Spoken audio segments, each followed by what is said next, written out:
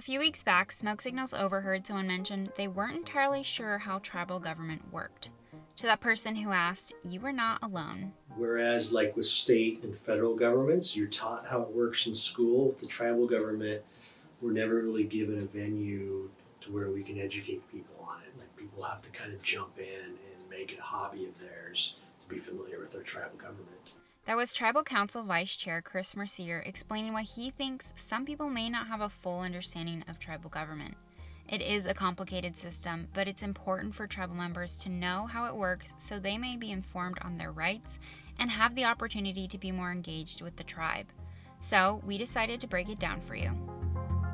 The first place to start when looking at tribal government is the Tribal Constitution. This is described as a foundational document and blueprint for the Grand Ronde tribal government. This 9-page document was adopted by membership and approved by the Acting Deputy Assistant Secretary of Indian Affairs in 1984. Here's a breakdown of the Constitution from Mercier. It ranges from, the basic Article 1, the authority of the government, the General Council, which is everyone 18 years and older, Tribal Council, which includes me, and probably a subject that people will be talking about quite a bit in the near future are membership requirements. And it's got some other things in there like tribal court, and I'm not lessening the importance of them, but those are the three areas that I've kind of read into the most.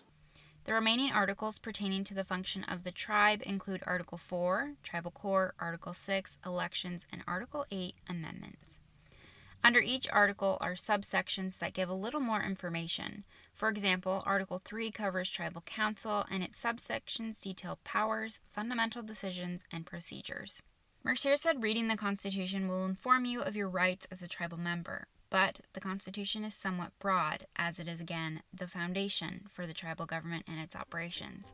Mercier said ordinances are what informs the day-to-day structure of the government. Ordinances are defined as a piece of legislation enacted by a municipal authority. In layman's terms, they are the laws and rules. Grand Ronde's ordinances are amended by Tribal Council, with a comment period for members unless it's an emergency amendment. There are almost 50 current ordinances and 157 past ordinances. For example, the Tribal Council Ordinance is a 20-page document itemizing the terms of taking office, ethics, vacancies, officers and their roles, expectations, work sessions, meetings, etc. This detailed document provides all the necessary information that guides Tribal Council, which is not provided in the 2 pages of Article 3 found in the Constitution. There are 4 main meetings you'll see online, but Mercier describes the Legislative Action Committee as It's kind of the debate and discussion part of a decision that will go on to be passed in a resolution publicly at our tribal council meetings. The LAC meeting happens once a week and allows issues to be addressed by tribal staff and council to develop appropriate legislation which is responsive to that issue. Those resolutions and motions then move on to tribal council meetings. Tribal council meetings are held every 2 weeks. These meetings include voting on particular issues, those brought up maybe in the LAC meeting, and tribal members may address the council publicly. Tribal members 18 or older make up General Council, and they have voting power as well. General Council meetings are held once a month and require a quorum of 30 members. Presentations from tribal departments are made during these meetings, and Tribal Council will facilitate these meetings to seek input from the General Council. The last type of meeting you may see is the Facebook Live, held by Grand Ronde's Facebook page. Because people were unable to come to Grand Ronde's campus during the pandemic, these Facebook Live community meetings offered a way for tribal members to stay connected. They were able to get answers in a more convenient way, and Mercier says they expect to continue these Facebook Live meetings. I think the tribe has a court for a couple reasons. I think that one of those is a checks and balances, which is one of the reasons most governments have a court, is to just have that balance of power between the lawmakers and the law enforcers, and for the protection of the people who are subject to those laws. That was Angela Fasana, longtime court administrator and now education department manager. Article 4 of the Tribal Constitution and several ordinances set the terms for the court and qualifications for those working in it.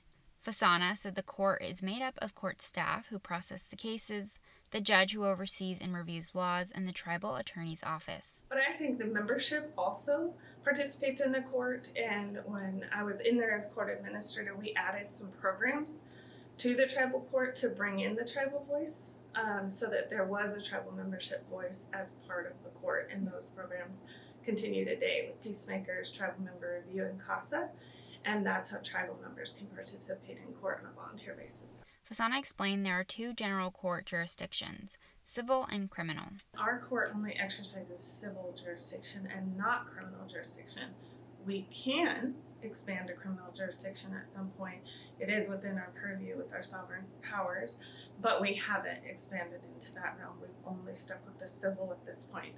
One thing Fasana said is important is that the Grand Ronde Court reflects its people and culture. Even when we write rules or ordinances, that we reflect who we are as a people, that we honor that even in a system that is foreign to us, and that we take this Western system and we modify it to make our families feel more comfortable, and that we're able to handle things like custody and name changes and all of those types of matters here in a situation and environment they're comfortable in. Again, Grand Ronde's government structure is complicated, but like Chris Mercier said, the best way to understand it is just to jump right in and get involved. All the documents Smoke Signals provides in this video are available online at grandronde.org under the Government tab. Hopefully this video helped you get an idea of how tribal government is structured, and thanks for watching.